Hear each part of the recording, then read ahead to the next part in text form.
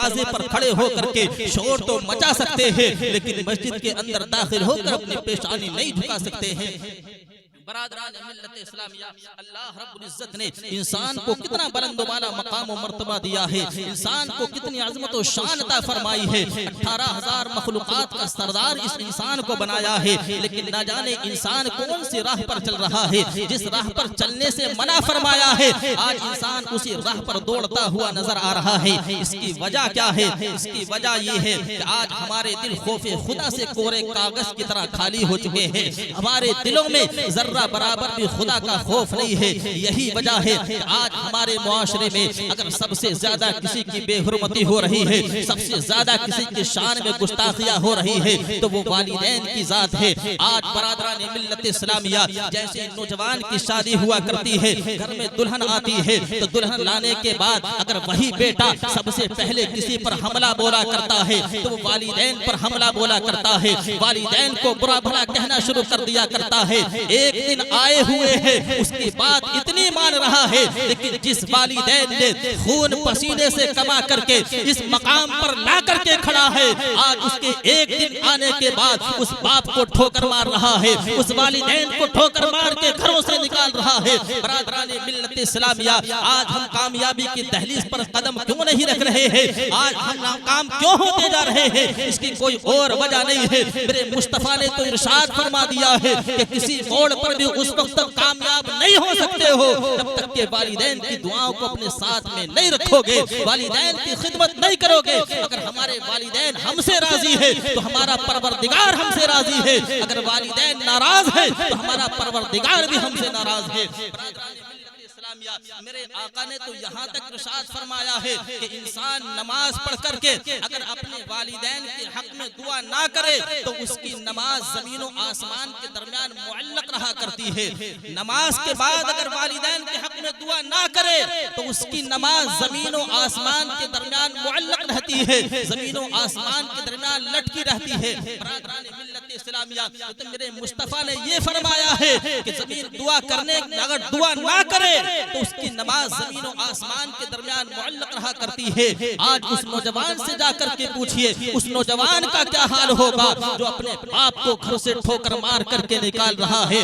آج وہی بیٹا اس باپ کو باپ کہنے کے لیے تیار نہیں ہے، جس باپ نے مئی جون کی چلچلاتی ہوئی دھوپ میں لو کے تھپیڑوں سے اپنے خون کو پسینہ بنا کر کے پگھلایا، لیکن ہمارے مستقبل کو روشن کیا ہے، ہمارے لیے روزی کا انتظام فرمایا ہے۔ آج وہی بیٹا اس ماں کو ماں کہنے کے لیے تیار نہیں ہے، جس ماں نے 9 مہینے پیٹ میں رکھ کر کے ہر قدم پر پریشانیوں کا سامنا کیا تھا، ہر قدم پر مصیبتوں کا سامنا کیا تھا، لیکن آج وہی بیٹا اس ماں کو ماں کہنے کے لیے تیار نہیں ہے۔ اگر کوئی بیٹا زندگی کی پہلی سانس سے لے کر کے زندگی کی آخری سانس تک بھی اگر والدین کی خدمت کر لے تو ماں کی اس پریشانی کا حق ادا نہیں کر سکتا ہے جو پریشانی میں ماں نے تیری پیدائش کے وقت اٹھائی تھی، جس پریشانی سے تیری پیدائش کے وقت ماں جوجھ رہی تھی، اس پریشانی کا بھی حق ادا نہیں کر سکتا ہے۔ اگر زندگی کی پہلی سانس سے لے کر کے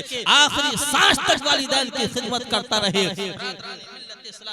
اللہ والدین کو بڑی عظمت عطا فرمائی ہے، والدین کی شکل میں ہمیں ایسی انمول نعمت عطا فرمائی ہے۔ اگر یہ والدین ایک مرتبہ دنیا سے رخصت ہو جائے تو ساری جائیداد لٹا کر کے بھی اس انمول نعمت کو حاصل نہیں کر سکتے ہو۔ برادران ملت اسلامیہ، میرے مصطفیٰ تو یہ ارشاد فرما رہے ہیں کہ اگر گھر میں بیٹی نہ ہو تو گھر میں بیٹی نہ ہو تو گھر سونا لگا کرتا ہے، اور جب گھر میں باپ نہ ہو تو وہ قبرستان کی طرح لگا کرتا ہے۔ اگر باپ ایسا ہے کہ کوئی کام نہیں کر سکتا ہے، اگر اپنی چارپائی پہ بیٹھا ہے تو گھروں میں برکتوں کا انبار لگا رہا کرتا ہے۔ برادران ملت اسلامیہ، والدین کی ذات تو وہ ہے، لیکن آج والدین کی قدر و قیمت کو کھو رکھا ہے۔ آج یہی وجہ ہے کہ ہم کسی موڑ پر کامیاب نہیں ہو رہے ہیں، آج ہم سرفرازی کی دہلیز پر قدم نہیں رکھ پا رہے ہیں۔ اس کی کوئی اور وجہ نہیں ہے، بلکہ اس کی وجہ یہی ہے۔ برادران ملت اسلامیہ، میں آپ کو بتاتا بتاتا چلوں انسان جب والدین کی خدمت کیا کرتا ہے ان کے حقوق کو پائے تکمیل تک پہنچایا کرتا ہے تو رب کائنات اسے کیا مقام عطا فرمایا کرتا ہے.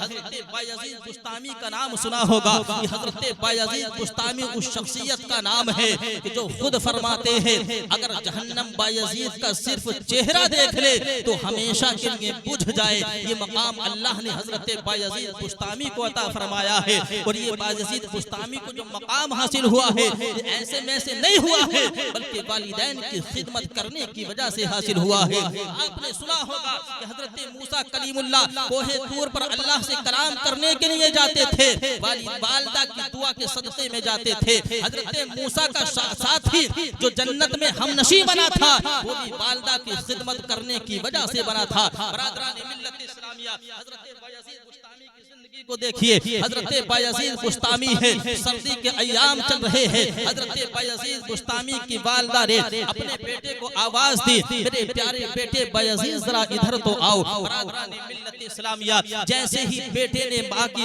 آواز سنی ہے دوڑا دوڑا حضرت بیٹا ماں کے قریب آ کر کے کھڑا ہو جاتا ہے. حضرت بایزید بسطامی والدہ کے سرہانے آئے, ہاتھ باندھ کر کے کھڑے ہو جاتے ہیں اور بڑے ادب و احترام کے ساتھ میں عرض کرتے ہیں امی حضور بتائیے کس نے پکارا ہے, امی حضور کس نے مجھے بلایا ہے. برادران ملت اسلامیہ جیسے ہی اتنا عرض کرتے ہیں آپ کی والدہ ماجدہ نے حکم ارشاد فرمایا ہے میرے بیٹے مجھے ایک گلاس پانی کی ضرورت ہے. جیسے ہی حکم ارشاد فرمایا ہے اس وقت گھر کے اندر پانی نہیں تھا. حضرت بایزید بسطامی نے گلاس ہاتھ میں لیا ہے, گھر سے باہر پانی کی تلاش میں نکلے ہیں. سردی کے ایام چل رہے ہیں, بڑی کڑاکے کی سردی پڑ رہی ہے. حضرت بایزید بسطامی پانی کی تلاش میں نکلے ہیں. رات کا وقت ہے, عشاء کی نماز کے بعد کا وقت چل رہا ہے. پانی کی تلاش میں نکلے ہیں, اندھیرا چھائے ہوئے ہیں. برادران ملت اسلامیہ جیسے ہی حضرت بایزید بسطامی کو پانی ملتا ہے گلاس میں پانی لے کر کے والدہ کی خدمت میں حاضر ہو جاتے ہیں. جیسے والدہ کی خدمت میں حاضر ہوئے ہیں, جتنی دیر میں پانی لے کر کے والدہ کی خدمت میں حاضر ہوئے تھے, حاضر ہونے کے بعد جب والدہ کی طرف نظر اٹھا کر کے دیکھا تھا تو آپ کی والدہ ماجدہ سو چکی تھی, آرام کی نیند لے رہی تھی, حالت نوم میں پہنچ چکی تھی. لیکن حضرت بایزید بسطامی کی زندگی کو دیکھیے. حضرت بایزید بسطامی پانی کا گلاس ہاتھ میں لے کر کے کھڑے ہیں لیکن والدہ کو بیدار کرنے کے لیے تیار نہیں ہے, والدہ کو جگانے کے لیے تیار نہیں ہے. کہیں ایسا نہ ہو والدہ کی شان میں گستاخی ہو جائے, ادب و احترام میں کمی آ جائے, روزے محشر کی بارگاہ میں پکڑ نہ ہو جائے. برادران ملت اسلامیہ پانی کا گلاس ہاتھ میں لے کر کے کھڑے ہیں. سردی اس عالم کی پڑ رہی ہے کہ آپ کے بدن پر جو کپڑے ہیں اس کے علاوہ سردی سے بچنے کے لیے آپ کے پاس کوئی چادر مبارک یا کوئی کمبل مبارک نہیں ہے. والدہ کی خدمت کرتے اتنی اچھی انداز سے والدہ کی خدمت انجام دے رہے ہیں, پانی کا گلاس ہاتھ میں ہے. برادران ملت اسلامیہ سردی کا عالم یہ ہے کہ گلاس سے چند قطرات چھلک کر کے جو پانی کے چند قطرے اس کے حضرت بایزید بسطامی کے ہاتھ پر گرے تھے وہ برف کی شکل میں جم چکے تھے. لیکن برادران ملت اسلامیہ حضرت بایزید بسطامی اتنی مصیبتوں کا سامنا کر رہے ہیں, سردی کی تکلیفوں کو برداشت کر رہے ہیں, لیکن اس کے باوجود بھی اپنی والدہ کو نیند سے بیدار کرنے کے لیے تیار نہیں ہے, اپنی والدہ کو جگانے کے لیے تیار نہیں ہے. برادران ملت اسلامیہ پریشانی کا سامنا کر رہے ہیں, پانی کا گلاس ہاتھ میں لے کر کے سرہانے کھڑے ہیں. رات بھر پانی کا گلاس ہاتھ میں لے کر کے حضرت بایزید بسطامی اپنی والدہ کے سرہانے کھڑے رہے لیکن اپنی والدہ کو بیدار نہیں فرمایا, اپنی والدہ کی نیند میں خلل نہیں ڈالی ہے. برادران ملت اسلامیہ ساری رات اسی انداز میں گزار دی. کہیں ایسا نہ ہو اگر والدہ کو بیدار کر دیا جائے, شان میں گستاخی ہو جائے, ادب و احترام میں کمی ہو جائے, روزے محشر میری پکڑ نہ ہو جائے. یہ سوچ سوچ کر کے دل میں یہ خیال لا کر کے پانی کا گلاس ہاتھ میں لے کر کے والدہ کے سرہانے کھڑے ہیں، ساری رات اسی انداز میں گزار دی ہے۔ برادران ملت اسلامیہ، اب جیسے رات گزری ہے، فجر کا وقت ہوا ہے، فجر کی آذان ہوئی ہے، جیسے ہی فجر کی آذان کی آواز حضرت بایزید بسطامی کی والدہ کے کانوں میں پہنچی ہے، فوراً حضرت بایزید بسطامی کی والدہ نیند سے بیدار ہوئی اور بیدار ہو کر جیسے بستر پر بیٹھی ہے، حضرت بایزید بسطامی پانی کا گلاس لے کر کے جو سرہانے کھڑے تھے، حضرت بایزید بسطامی نے فوراً پانی کا گلاس والدہ کے حوالے کر دیا۔